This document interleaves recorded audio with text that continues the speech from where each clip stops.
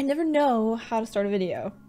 I think I've figured it out how to like look beyond with my eyes. Hopefully it hasn't been a month, and if it has, I tried. I did my best. I'm dying! Help me. Well, welcome back to another video. Welcome back. Hello everyone and welcome back to another video. My name is Jessica and today I'm going to be showing you how I made my Kirin armor from Monster Hunter.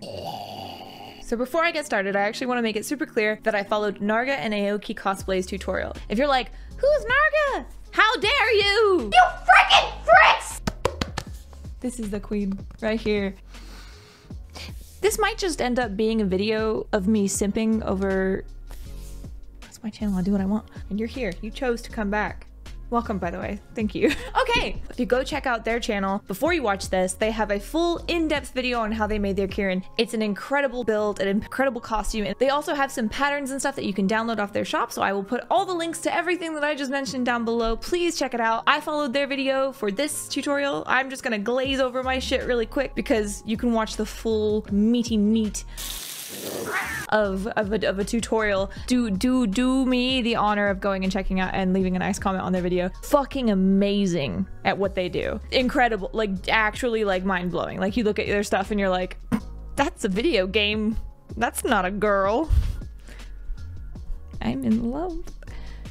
I absolutely love Monster Hunter and I have always wanted to make something from Monster Hunter, but I wanted to start small. Kirin's like the gateway in cosplay for Monster Hunter. Before I begin, you might be thinking to yourself, Jessica, I don't know her for crafting creations. Thou art an e-girl, a thought of old, an elder hoe. Yes. Hi, hello. If you're not into this kind of content, that is totally fine. I actually just recently uploaded some new content over on my Only Conditioners. So if that's more your vibe, you are more than welcome. I just like making these videos because they bring me personally a lot of joy and I like to just have them available to people just cause. So if you wish to bypass all creativity and go straight to Titty City.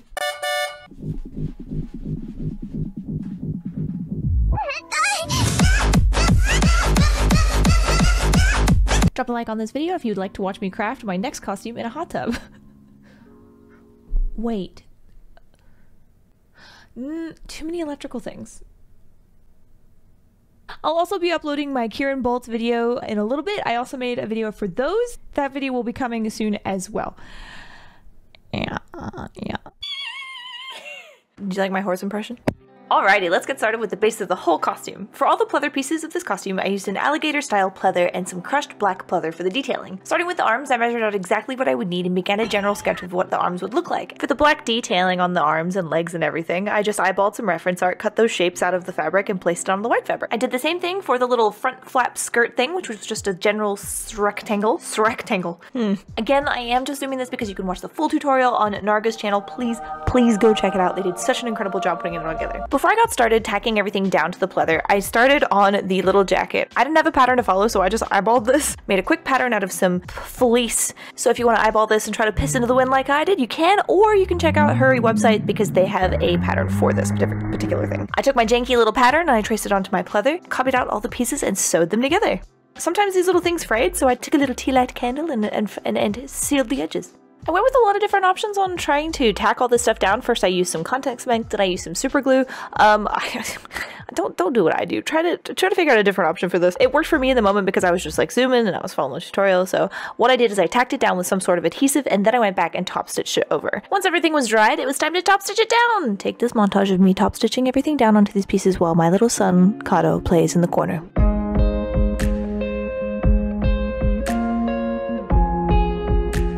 Leave a nice comment for my son. I'll read them to him in the next video.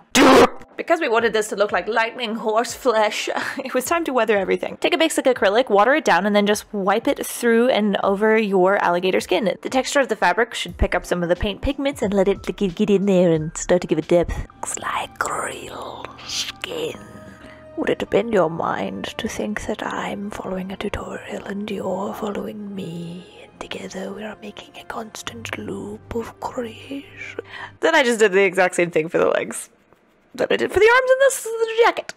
To make things a little bit more stiff and rigid like the costume, I sewed matching fleece fabric tubes for the inside of the arms. This would provide a more gauntlet type feel to the bracers. I did the same thing to the legs with a slightly thicker material so that they would stand up a little bit better. I sewed in those little tubes and then it was time to add the fur. I just hand stitched some fur around the edges of the arms, the legs, and the jacket. I tried to run it through the sewing machine, but she said, "Not today, Jessica. That is far too much thickness for me." Also hit that bitch with a little bit of airbrush. For all the red detailing on everything, I used a nice thick satinish red rope. To lace up the sides, I just cut small pieces of the rope and stuffed them into the holes I made. Because the rope I chose was a bit too thick, I didn't actually loop everything nicely. I just cut short pieces and then glued them into place on the inside of the jacket. Lazy Jess is lazy. Lazy Jess also just hot glued the rope straight onto the arms as well for the detailing. Cut corners, have fun, save time. It was just easier because I was able to save a lot of rope and I just popped it through, hot glued on the back, and then used the little fleece insert that I made to just not be able to see that. Nobody's gonna know. Nobody's gonna know. Did you just say they're gonna know in your head? Then I just hot glued that rope on there as well. What is that voice? Then make yourself a little red bow out of the rope for the top of the legs. It's time to move on to all the belting! Take some thin EVA foam, draw out the lines and solder the grooves, or a mask. Sketch out the little zigzag line design in the middle and solder that too. Then seal, prime, and paint. Just a quick reminder that I am indeed zooming this because you can get a way more in-depth version over on NARGA's channel, please. They have patterns.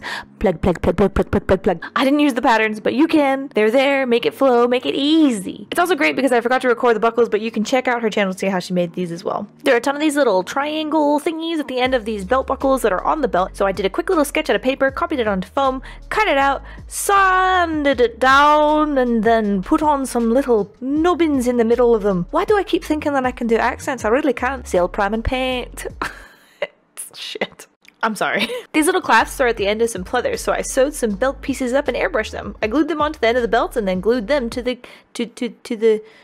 I glued them onto the belt. I left a little bit of extra pleather on the other side so that I could tuck it over later and glue it, and it would create a bit more of a solid connection. Why am I doing this? I then moved on to the upper arm things, which I just made out of red pleather and foam. I measured up some pieces and sewed them together into 2 rectangles that would fit around my upper arm. I had these 4 little buckles that I found that I just used as decorative buckles. I wasn't about to make any of this functional, so I just took some thin EVA foam, cut it into thin strips, and fed them through the buckles like normal. Oftentimes making something functional is totally fucking rad, but a massive pain in the cock! I love Velcro so much. I'm hella horny mode for Velcro. Tear it. Seal, prime, and paint the bands. There are people out there who understand what I'm talking about.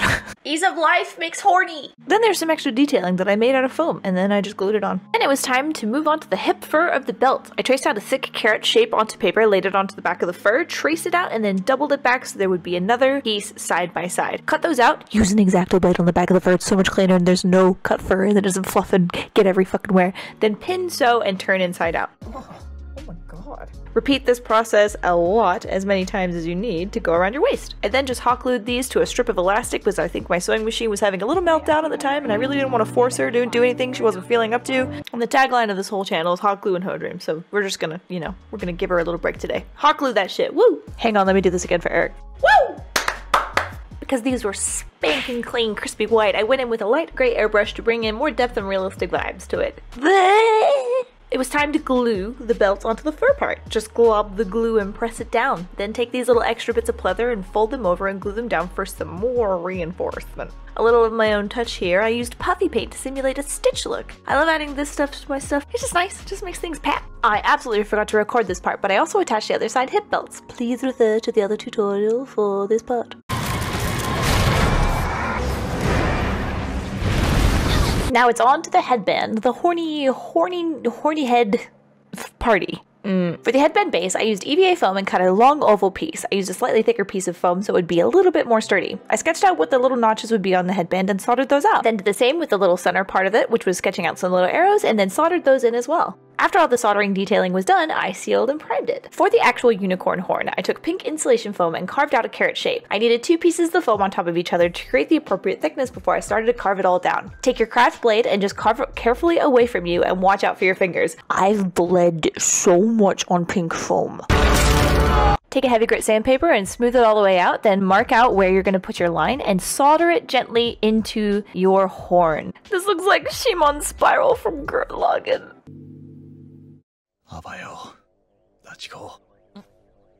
Aniki?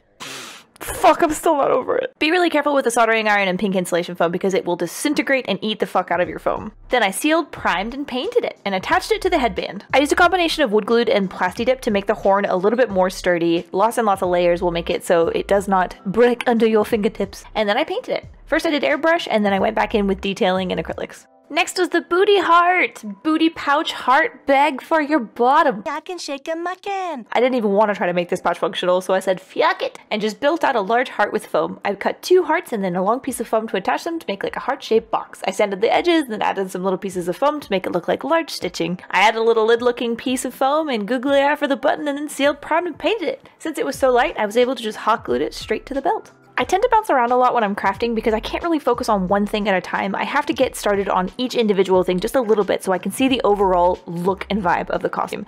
Bounce around, craft however you want, enjoy yourself.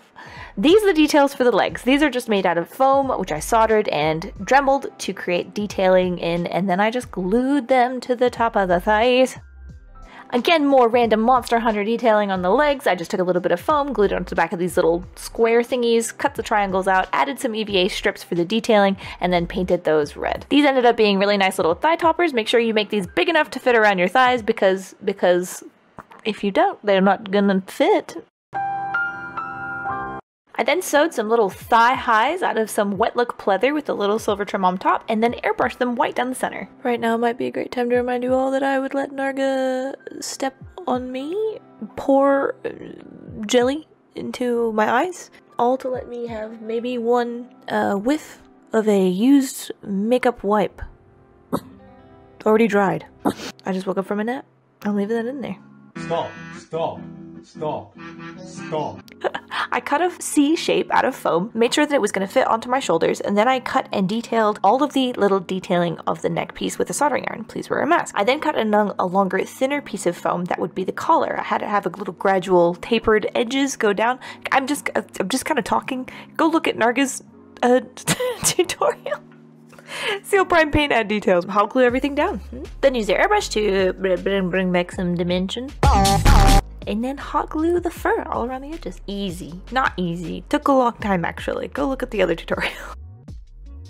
Kirin's top's already this fucking Spice Girl boob top shape. I thought it would be a groovy idea to cut out these tiny little triangles and to pop them on the tube top and then iron them on.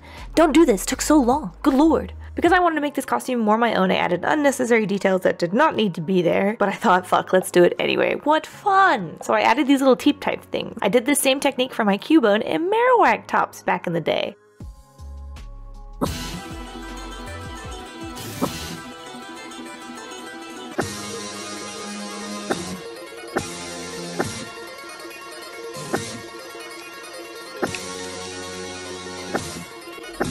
I wanted to add even more of my own details to this costume, so I added more gems to everything. I thought there's one gem on the neck, so why don't we add that same kind of gem everywhere? For the gems, I wanted to add some silver rigid edges, so I took some EVA foam and soldered lines into it. I used these EVA pieces to create a little bit more detail to everything. My brain felt at ease and relaxed. But hey, look, purchase tutorials from people. I just linked a bunch down below. The fact that people are here to help us with these things makes me so happy. I hope that any of my videos help your brain, even if it's just a little bit. Seriously, I know how I feel when I follow a tutorial. It feels like reading those old PlayStation books back in the day. If you use people's tutorials too, let them know because it makes them feel really happy to know that they were able to help.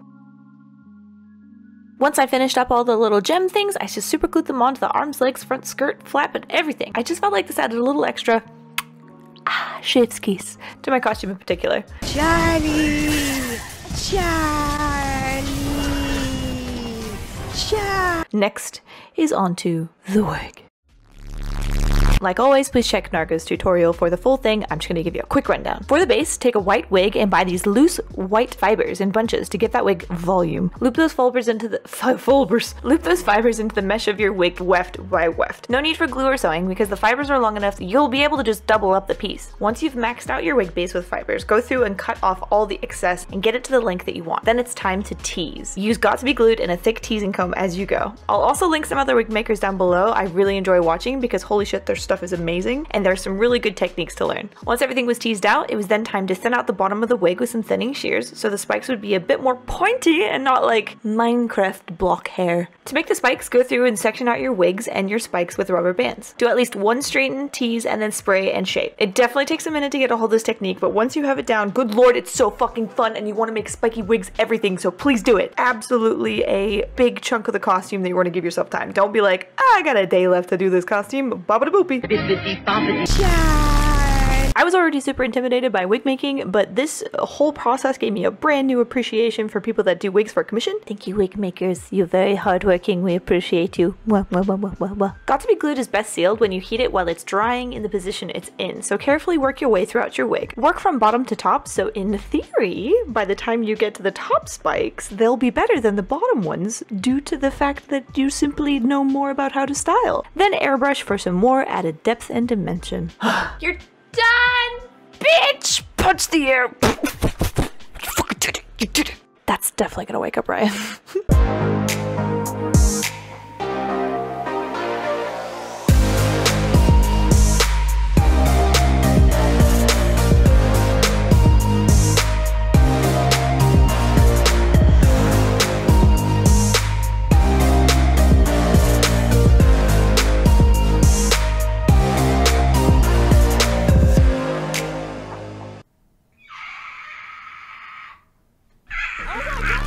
You've done it! You've completed the video! Give yourself a crisp high five. Thank you so much for watching the video, and thank you so much for just being around and letting me just come back every once in a while and go, I made this, would you like to watch it?